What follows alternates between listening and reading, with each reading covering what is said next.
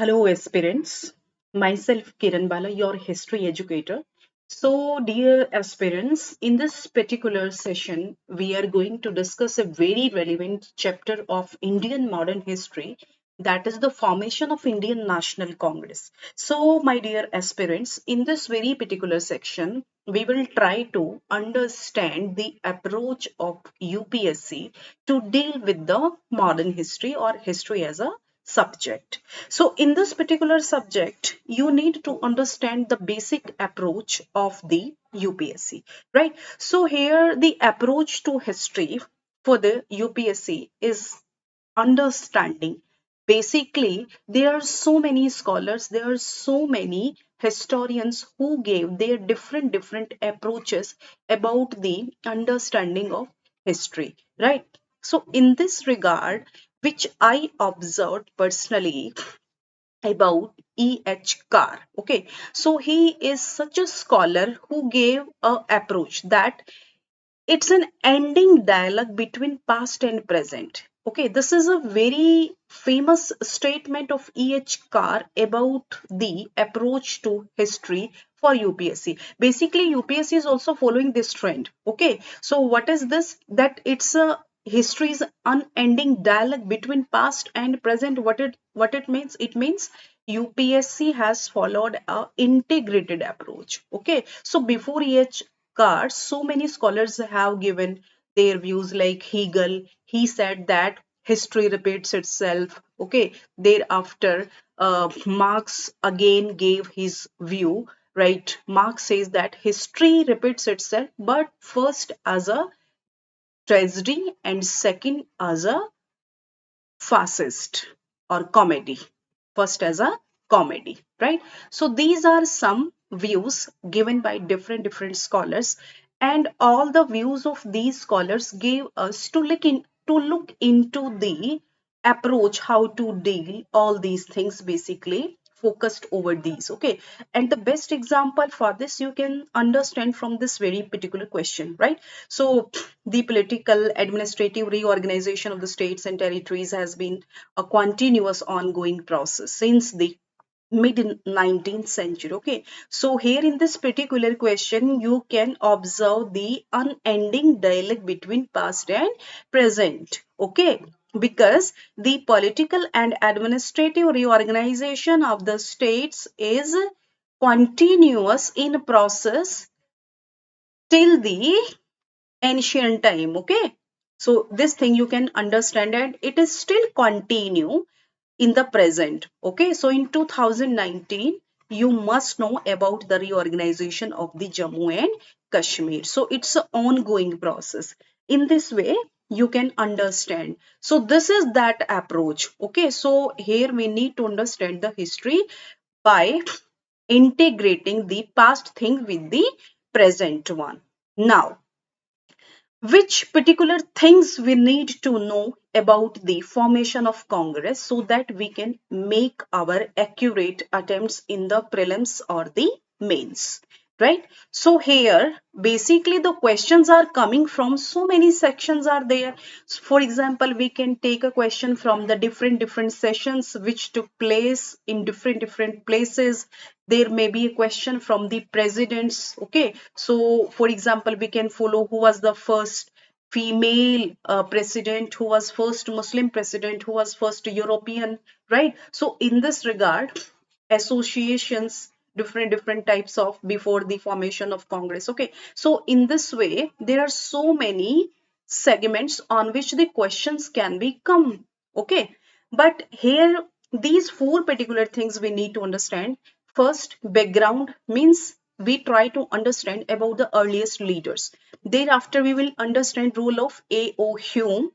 Thereafter, the doctrines related to the formation of Congress and working system. Basically, what was the moderate phase? What was their methodologies? Okay, we will try to understand all these things. Okay, so here, first of all, we will try to understand the background about earliest leaders, right? So in this particular session, we need to understand about the earliest leaders, like Indians wish to establish an all India organization of nationalist political workers. right? So this is a basic important thing, right? But there were so many organizations before the Congress. Some local associations were there, but during the mid 19th century, all the Indians wanted to establish something political platform that will be pan India.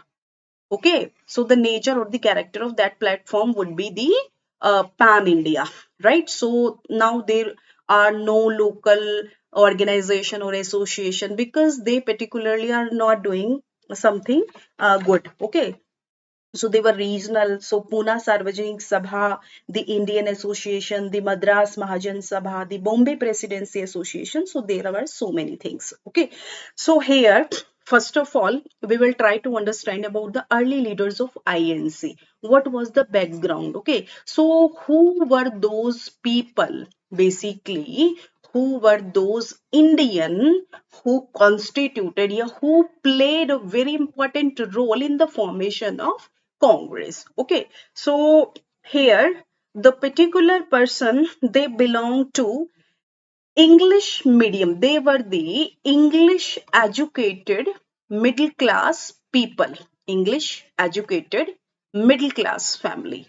Now the question arises, who were they, these English educated middle class, and how they meet with each other, and what is the role of A.O. Hume, how they met to A.O. Hume, who was the A.O. Hume, right? So there are so many things. Okay, so in this regard, we will try to understand the nucleus of the Congress leadership basically consisted of the men from Bombay and Calcutta. Okay, what happened during the 1860s and 1870s? All these people first come together in London.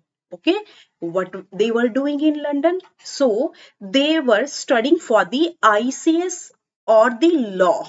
Okay, and Dada Bhai Naroji was already established as a businessman in London. So they got inspiration from the Dada Bhai Naroji. Okay, so in this regard, these major leaders were Firoz Shah Mehta, Badruddin Tayyabji, W.C. Banerjee, Manmohan Ghosh, Lal Mohan Ghosh, Surendra Nath Banerjee, Anand Mohan Bose, and Ramesh Chandra Dutt. Okay, and they all fell under the influence of Dada Bhai Naroji.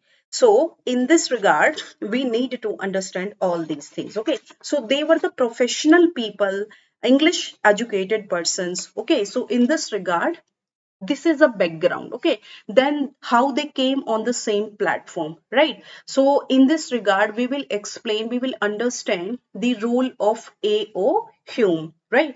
So who was A.O. Hume? A.O. Hume was basically A.O. Hume was basically a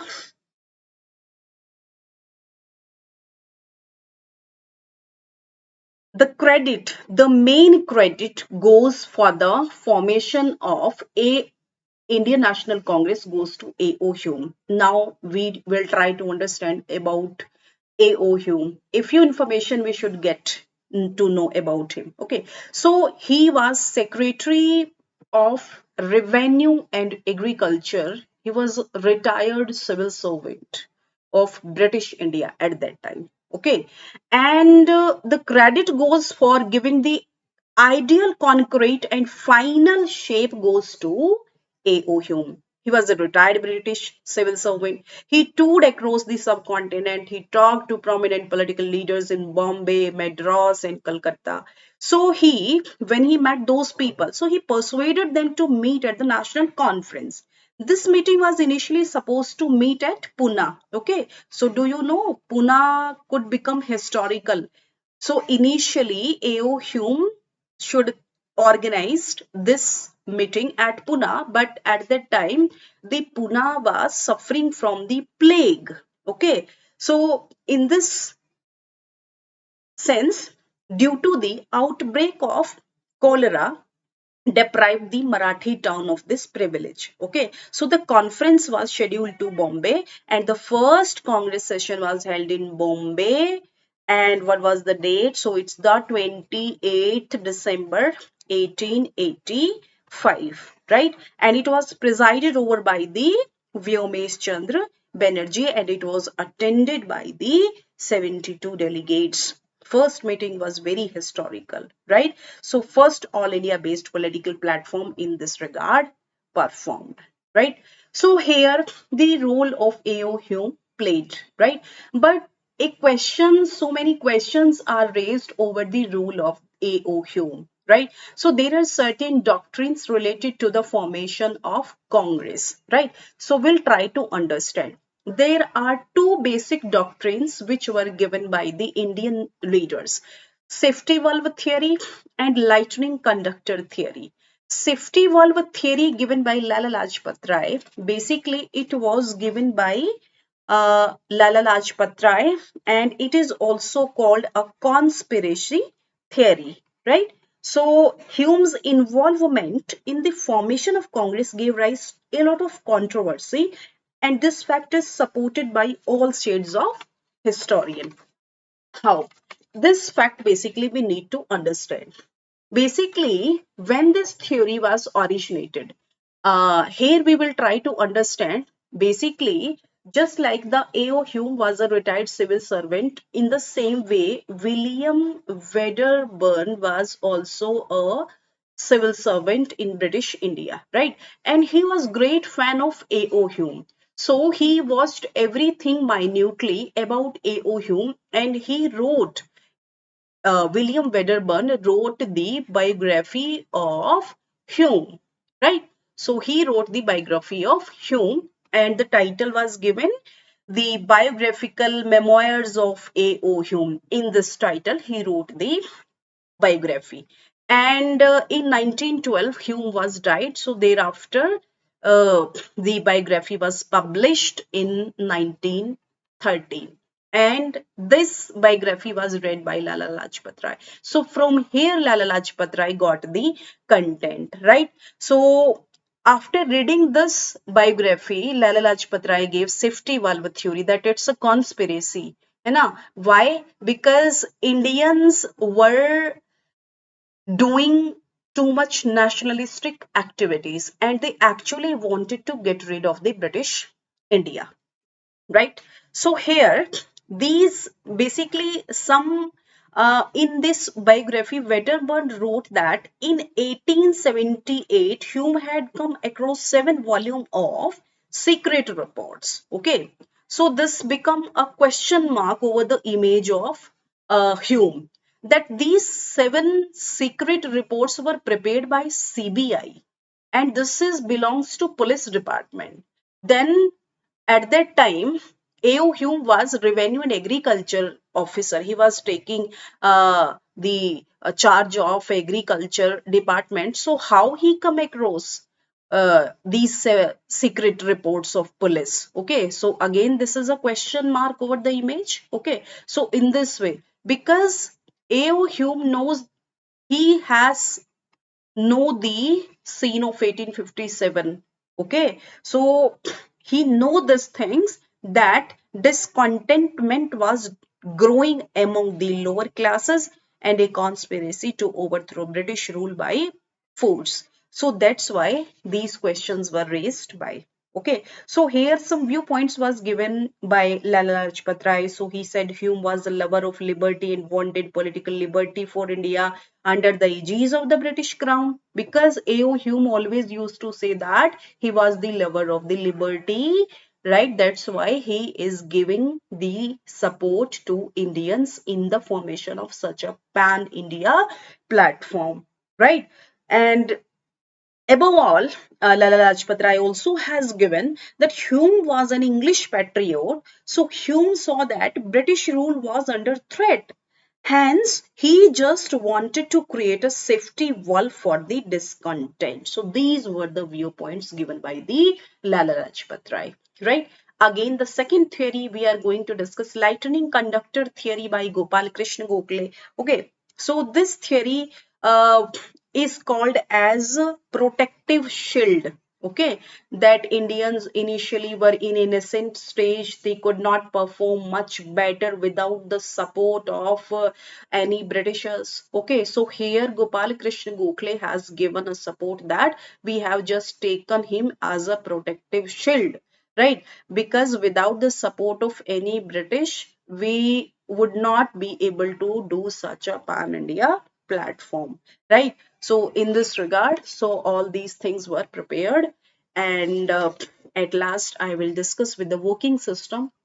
So initially, they were the moderate leaders, and why they were called as moderates. So many drawbacks are there with the moderate phase and the moderate leaders, because they believe in the liberty and the constitutional methodology. Okay, so a triple P is very famous for their methodologies, that they believe in prayers, protest, and petition rather than doing some revolt and some movement and all that. Okay, so they believe in the benevolency of the Britishers, and definitely they will do something in their favors. But actually, the Britishers were not able to do any favorable things for the Indians. So, in this regard, the moderate leaders were unable to understand the real intention of the Britishers, hence, they became backwarded to some extent, but there are a lot of achievements also. So Dada Bhai Naroji's the drainage of wealth, R.C. Dutt's The Economic History of India. So many facts are emphasized, and many historical facts are came into light because of the efforts made by the moderate leaders. Okay, so this is a basic chapter which we have tried to understand in a very good manner. So thank you so much. We are meeting in the next session. Till then, bye bye. Thank you.